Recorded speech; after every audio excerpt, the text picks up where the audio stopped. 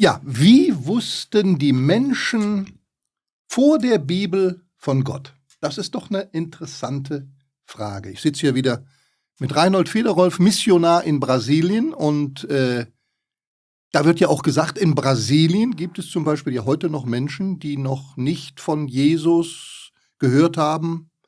Oder in anderen Nationen, die im Urwald leben, Stämme, die die Bibel nicht kennen. Und das ist die Frage, ja, wie war das auch bei uns, die Germanen und so weiter, als die Missionare noch nicht bei uns gewesen sind, Landolt oder wie die alle hießen. Wie wussten die Menschen eigentlich, bevor es die Bibel gab, bevor es Mission gegeben hat von Gott beziehungsweise von Jesus Christus oder wie sie gerettet werden können? Ne? Wollen wir uns darüber ein paar Gedanken machen? Ganz bestimmt. Ja. Du hast gerade Indianer erwähnt, die Unerreichten, auch in Brasilien. Ja. Es gibt noch einige kleinere Gruppen. Und ich war also im November letztes Jahres 2 Wochen direkt in einem Indianerstamm bei den Yanomamis.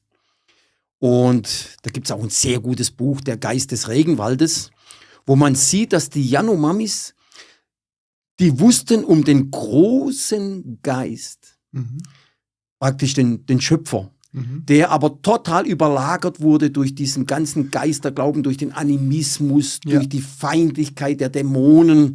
Und sie haben sogar gedacht, dass dieser große Geist ihnen feindlich gesinnt war. Sie waren ja Sünder. Und irgendwie haben sie das gemerkt. Und es ist interessant, wenn dann Schamanen, also diese Medizinmänner oder andere zum Glauben finden, dann merken die plötzlich, dieser große Geist, das ist Gott der Vater. Ja, siehst du. Und dann haben sie Frieden in ihrer Brust bekommen. Dann wurde es leer von diesen ganzen Geistern. Und das ist wunderbar. Ja. Und diese ganzen Streitereien, wie sie sich gegenseitig umgebracht haben. Ja. Denn diese Utopie, die Indianer, die sind glücklich, die Indianer, die sind froh. Da muss man nur mal mit denen reden. Das ist ganz schlimm, ja, genau. Ja, und es ist ja auch so sagt es ja auch die Bibel, also Gott hat sich nicht unbezeugt gelassen. Genau. Auch gerade in der Zeit, in welcher Menschen von Gott noch nichts wussten. Also ich würde jetzt mal so sagen, ja, bevor es die Bibel gab, es gab Überlieferungen, denken wir jetzt mal an den Nahen Osten, Israel und die Länder drumherum.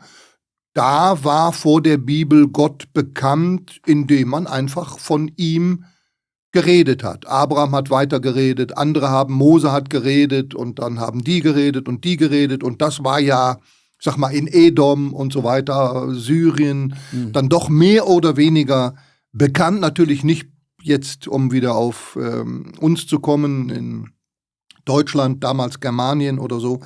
Aber Gott tut sich ja auch kund durch die Schöpfung. Ganz bestimmt. Ne? Und es gibt ja viele Völker, die haben Überlieferungen vom Sündenfall, dass irgendwas schiefgegangen ist in der Vergangenheit und von der Sintflut.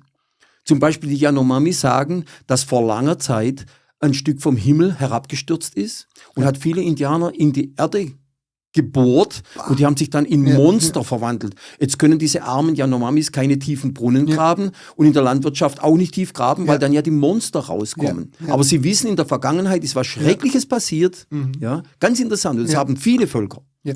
Ich finde da diesbezüglich, das ist wunderbar, dass du das so sagst, dass sie das in sich drin tragen. Es gibt ja heute auch das Argument, ja, man kann Gott nicht beweisen. Also da bin ich immer ein bisschen vorsichtig. Man sagt, man kann Gott nicht beweisen. Ja, im Grunde genommen kann ich auch nicht 1 und 1 beweisen, dass es 2 ist, wenn ich es ganz genau will. Aber da gibt es ja so sogenannte Aktien, glaube ich, heißt das Fachbegriff, es gibt Begriffe, die man, obwohl man sie nicht beweisen kann, doch als bewiesen gelten. Und Gott, ja, zu sagen, man kann Gott nicht beweisen, stimmt nicht. Ja, weil es gibt keine Alternative zu Gott. Es gibt keine Alternative zum Schöpfer.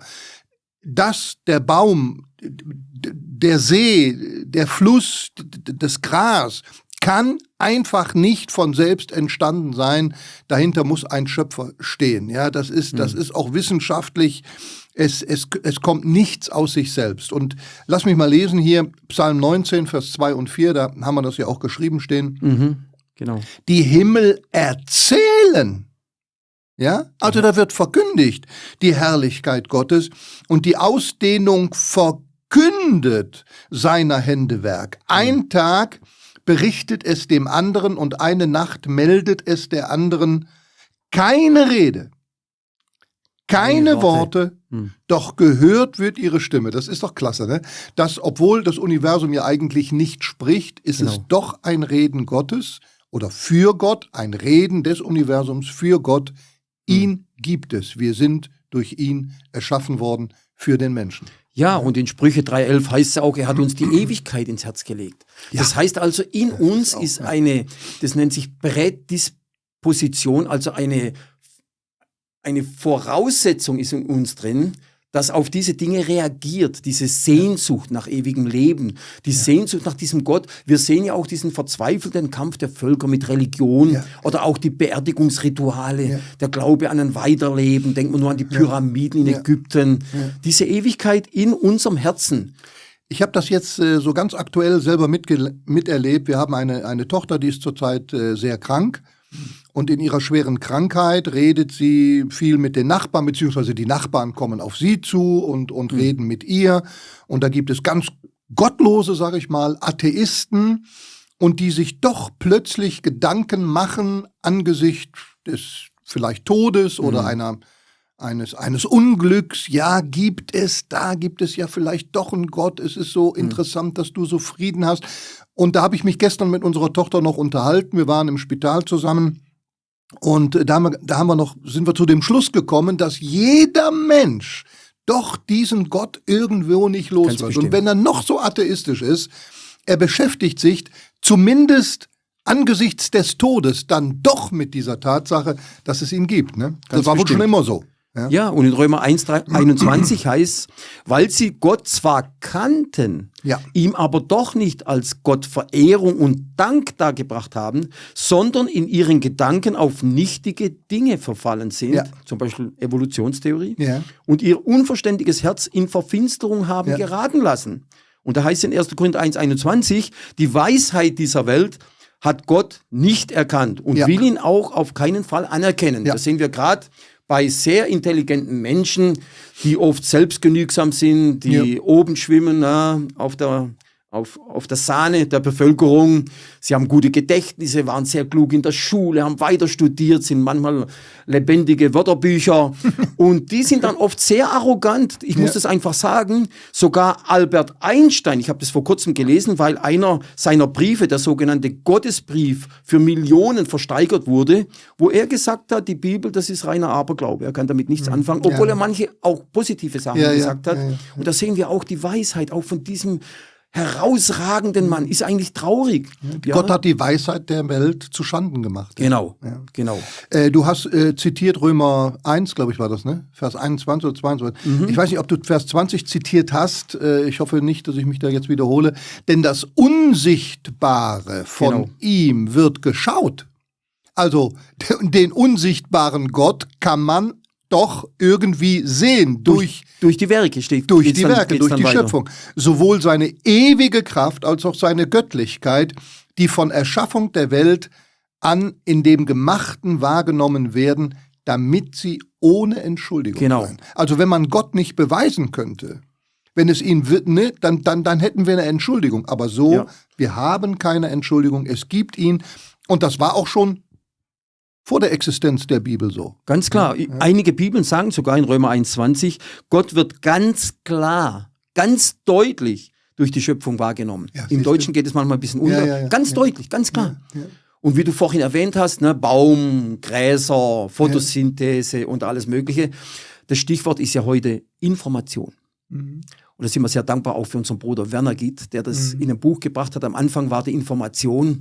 Und der zeigt heute, wir können aufhören, reden über Missing Links, über diese fehlenden Zwischenglieder oder über lange Zeiträume, Selektion und Mutation. Denn das Problem ist, wo kommt diese neue Information her? Für ein Auge, für Lungen, für gewisse Dinge, für diese Wunder, mit denen wir konfrontiert werden. Und da steht, das ist alles auf Information basiert sich das.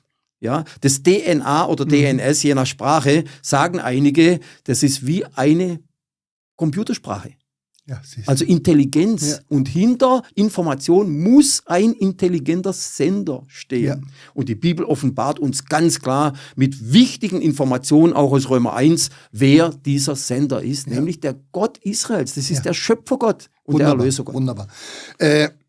Gut, ich möchte vielleicht schließen mit Apostelgeschichte Kapitel 17, Vers 27 und 28. Das war ja die Situation, als der Apostel Paulus nach Athen kam und da in Griechenland und dann sah er die vielen Götzen und dann den unbekannten Gott. Also die haben ja auch damit gerechnet.